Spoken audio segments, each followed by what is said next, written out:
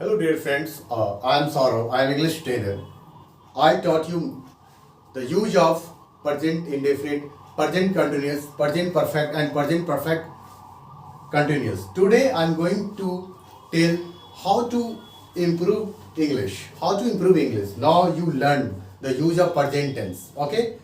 So I want to tell you how to improve English. You know, friends, if you want to speak English, if you want to learn English, at first listen.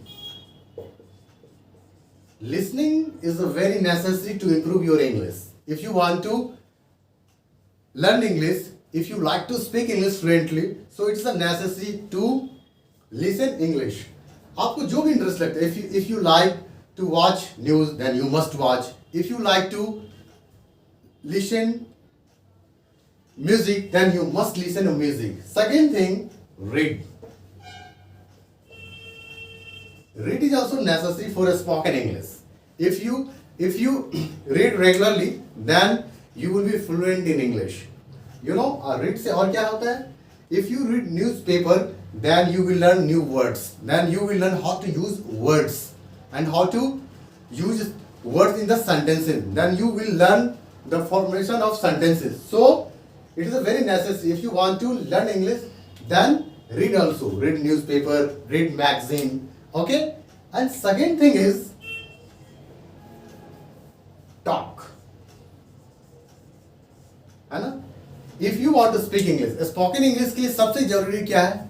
बातें करना, talk करना. किसके साथ? Suppose that you don't have a company, you don't have any friends, then you must talk with yourself in English. If you want to speak English fluently, this is the best way to improve your communication skill, to improve your spoken ability. So you must talk with yourself. If you have a friend, suppose that you get opportunity to talk with anyone, then you must talk with in English, because without talking with yourself and with anyone, you cannot improve your English. In English means कि आप अपना spoken नहीं improve कर सकते. You cannot improve your spoken English.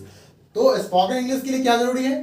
Talk करना अपने से, talk with ourselves and talk with friends. जब कभी whenever you get chance to talk with your friends, you must talk with your friends. Okay.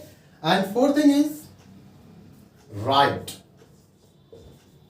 It is also necessary to write English language, to write a small essay, to write your introduction, to write your daily routine. अपना introduction start यहीं से तो किया जाता है. Start किया जाता है. Spoken में आप अंग्रेजी कहाँ कैसे बोलते हैं? Introduce yourself, है ना? Have a and tell your daily routine. तो आप लिखेंगे भी यहाँ. सबसे पहले start कीजिए. How to write a daily routine, how to write introduction, how to write a small essay. जैसे आप इंडिया पे लिखो, बिहार पे लिखो, ऑनेस्टी पे लिखो. Honesty is the best policy, ये प्रोवर्ड्स है, आपको इस पे लिखना चाहिए. सो ये 4 वर्ड्स है ना, there are 4 words. It is a very necessary to improve your any language. कोई भी भाषा सीखने के लिए 4 चीज जरूरी है. क्या सब? Listen, read, talk and right. अगर आप ये 4 चीज कर लिए ना, within 2 months you will get confidence. Okay. So it's a very necessary कि आपको 4 चीजें करना ही चाहिए, है ना? आप ये मेथड लाइए. जो क्या आप करना चाहते हैं, इफ यू लाइक, जो भी आप पसंद करते हैं, जो भी एक्टिविटी, लेकिन इस जो भी आप एक्टिविटी करेंगे इसमें ये 4 चीज अवश्य होना चाहिए. लिसनिंग होना चाहिए, रीड होना चाहिए, टॉक होना चाहिए और राइट होना चाहिए. You will definitely you will learn English, है ना? मैं आपको एक चीज बता दूं, आपको प्रैक्टिस अब कैसे करना चाहिए इंपरेटिव सेंटेंस से, क्योंकि because you learn the use of simple present, you learn the use of simple present, present continuous, present perfect and present perfect continuous. So अब आप देखो कि इंपरेटिव सेंटेंस भी आपको सीखना चाहिए. इंपरेटिव सेंटेंस का मतलब क्या होता है? जिसमें हम सब्जेक्ट लिखते नहीं है, लेकिन सब्जेक्ट क्या होता है? हिडन होता है.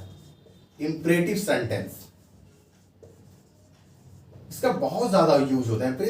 Imperative sentences use very much for spoken English. जैसे एक स्ट्रक्चर देखते हैं, जैसे वर्ब का फर्स्ट फॉर्म प्लस ऑब्जेक्ट. जैसे आप बोलते हो ना, अंग्रेजी बोलो, तो क्या बोलेंगे? Speak English. आप कैसे लिख सकते हैं? स्पीक इंग्लिश, अंग्रेजी बोलो. स्पीक इंग्लिश मतलब अंग्रेजी बोलो, अंग्रेजी में बातचीत करो. कैसे करेंगे? टॉक इन इंग्लिश, अंग्रेजी में बातचीत करो। तो आप इस तरह से बना सकते हैं। आप इसे क्या करेंगे, अगर आप इसे इम्फेटिक करना चाहते हैं तो कैसे करेंगे, है ना। अगर आप इसे इम्फेटिक बनाना चाहते हैं तो इसमें डू लगाइए। क्या लगाएंगे, डू लगाएंगे।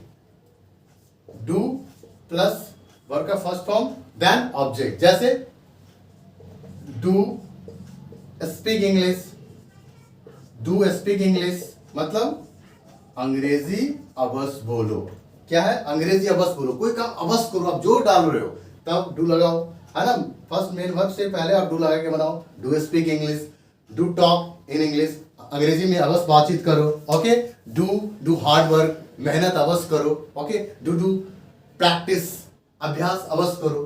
तब ऐसा अगर आप करेंगे ना तो आपकी अंग्रेजी बहुत अच्छी हो जाएगी। और ये चीज छोटा छोटा सेंटेंस है, आप अगर सीखेंगे तो ही अंग्रेजी बोलेंगे। इंग्लिश बोलने के लिए आप जितना स्मॉल सेंटेंस यूज करेंगे उतना बेहतर होगा।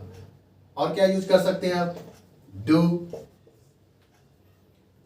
डू राइट इन इंग्लिश, अंग्रेजी में अवश्य लिखो। और बहुत सारे स्ट्रक्चर है, जैसे आप यूज कर सकते हैं,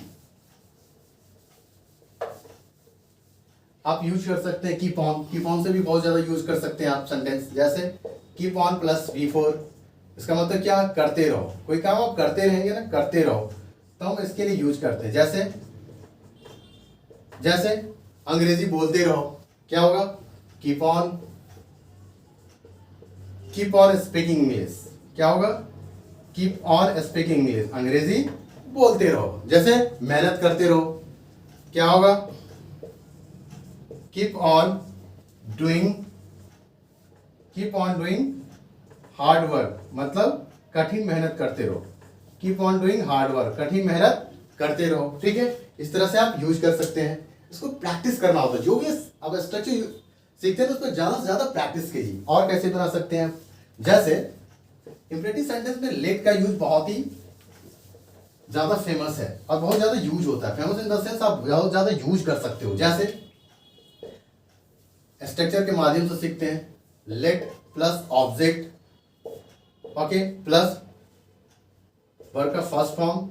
अगर सेकंड ऑब्जेक्ट यूज करना होगा तो सेकंड ऑब्जेक्ट भी यूज करेंगे। जैसे इसका यूज कहाँ करते हैं, जैसे मान लो कि आप कहीं हैं, आप बोलना चाहते हैं, आपको बोलने नहीं दिया जा रहा है, तो आप लगा सकते हैं। कैसे, जैसे प्लीज यूज कर सकते हैं, प्लीज लेट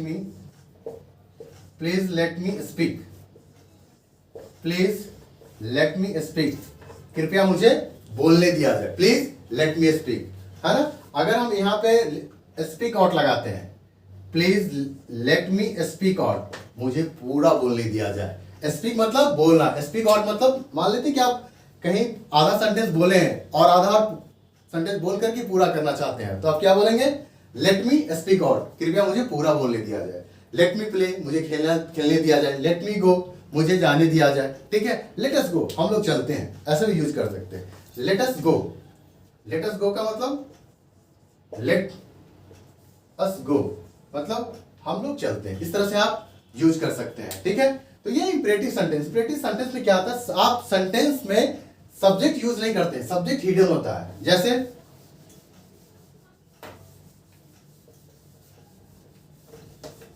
अब हम क्या यूज करेंगे, आपने क्या सीखा, लेट का यूज सीखा, इसमें क्या सीखा, कीप ऑन का यूज सीखा, और आपने क्या सीखा, वर्ब प्लस ऑब्जेक्ट यूज करेंगे। उसको में क्या सीखा, इंपरेटिव सेंटेंस कैसे बनाएंगे, इंपरेटिव में एम्फेटिक कैसे बनाएंगे, डू लगा के, डू स्पीक इंग्लिश, है ना, डू टॉक इन इंग्लिश, इस तरह से आप यूज करेंगे। तो इस पर ज्यादा से ज्यादा प्रैक्टिस कीजिए, आप ज्यादा से ज्यादा से बोलने की कोशिश कीजिए। अब आप ज्यादा से ज्यादा डेली रूटीन पर प्रैक्टिस कीजिए, क्योंकि now you are a learner. If you are a learner then I think you can use better sentence for a daily routine. तो आप इसमें यूज कीजिए। इन द नेक्स्ट वीडियो में आपको बताऊंगा the use of past indefinite, है ना, क्योंकि अभी हम लोग क्या सीख रहे हैं, टेंस सीख रहे हैं। मैं आज लगा कि आपको मैं कुछ बता दूं कि इस पर आपको प्रैक्टिस करना चाहिए, आपको लिसनिंग करना चाहिए, रीडिंग करना चाहिए। सब जो प्रैक्टिस करेंगे तो ही आप अंग्रेजी सीखते हैं। लैंग्वेज रीडिंग से, लिसनिंग से, राइटिंग से और टॉकिंग से सीखी जाती है। तो मैं सोचा कि 5 मिनट्स का मैं एक छोटा वीडियो बना देता हूँ ताकि आपको ना कॉन्फिडेंस मिलता रहे। In the next video I teach you the use of past indefinite. Thank you so much.